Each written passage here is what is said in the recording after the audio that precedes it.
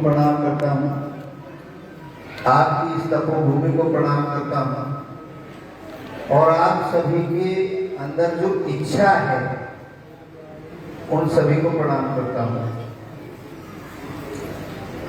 महाराज जी का बहुत बहुत धन्यवाद कि हमें आप सबके दर्शन करने का लाभ प्राप्त हुआ।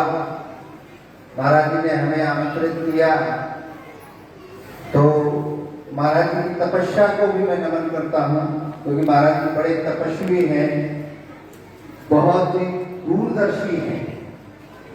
तो आप सब बहुत भाग्यशाली हैं कि आपको भागवत सुनने का मौका मिल रहा है।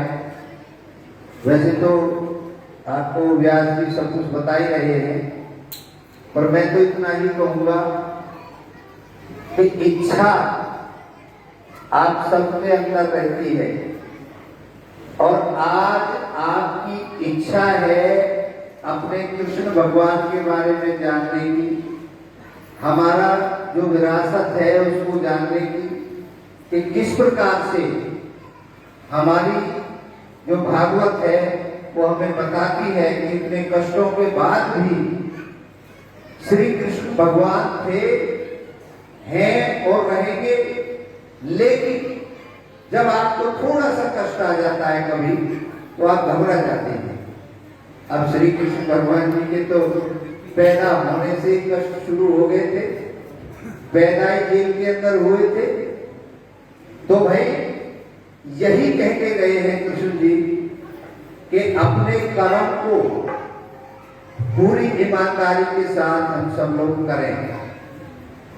आपकी इच्छा जरूर पूरी होगी, क्योंकि इस दुनिया में केवल हम अपनी इच्छा पूर्ति के लिए ही जीवन में आए हैं।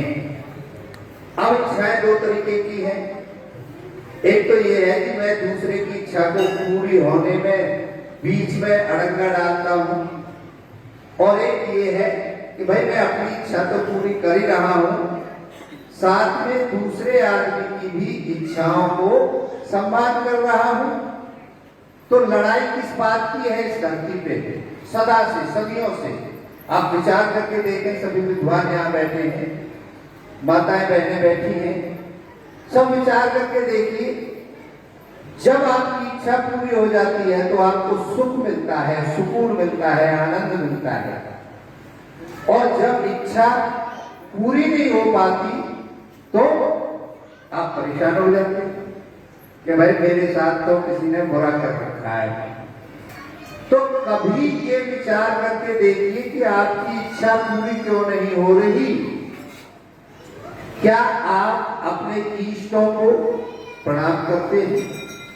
क्या आप अपने साधु संतों का सम्मान करते हैं? क्या आप अपनी दिनचर्या में जिस भी परमात्मा को आप मानते हो, मैं ये नहीं कहता कि आप फलाने परमात्मा को माने, जिसको भी याद करते हो, तो क्या उनको याद करते हैं किसी काम को करते वक्त, या अपने मन में ये कहते हैं यह कि मैं ही हूं जो कसूर करता? अगर आप ही करता हो तो जन्म आपने तो नहीं दिया अपने आप को, तो जन्म किसने दे दिया हमें? और मृत्यु भी आप में से कोई नहीं चाहता कि हमारी मृत्यु हो जाए, तो फिर मारता कौन है हमें? तो हमारे हाथ में सिर्फ कर्म है, और उस कर्म को भी हमने ध्यान से करना है, ध्यान से अपनी इच्छाओं की पूर्ति करनी है। हमारे जब आप सब छोटे भी थे, सभी छोटे छोटे से बड़े हुए हैं, तो माँ बाप हमारे बेशक अनपढ़ थे, वो एक बात कहते थे जब रास्ते में आप जा रहे हो, कहीं काम करने जा रहे हो, बेटा ध्यान से करना, ध्यान से करना। वो ध्यान क्या है? हमारी बहुत सी इच्छाएं इसलिए पूरी नहीं होती कि हम ध्यान से नहीं करते। अगर हम ध्यान से करें, ध्यान किसका? अपने कर्म को हम ईमानदारी से करें, अपने जो भी हम जिनको भी मानते हैं, परमात्मा को, ईश्वर को, अल्लाह, जिस भी धर्म में जो रहता है, वो उसकी आराधना के साथ, उसको समर्पण के साथ समर्पित करके अपनी बात को शुरू करें। तो मैं यही कहूँगा, ज़्यादा अब आपका टाइम हो रहा है और व्यास जी के धैर्य को नमन करता हूँ कि हमें बोलने का मौका दिया, आपकी बड़ी मेहरबानी। और आप सबके लिए मैं तो यही कामना करूँगा इस तपोभूमि में, क्योंकि मैं पहले भी आया था, कई बार आया हूँ, क्योंकि बड़े अजीज हैं हमारे महात्मा जी, ब्रह्ममुनि जी, तो इनसे बड़ा हमारा आत्मिक नाता है।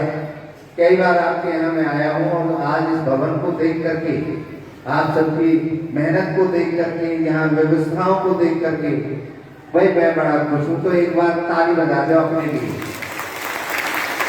बहुत बहुत धन्यवाद। और एक बार पुनः इस तपोभूमि को नमन करता हूँ और धन्यवाद करता हूँ। पूरे संत समाज की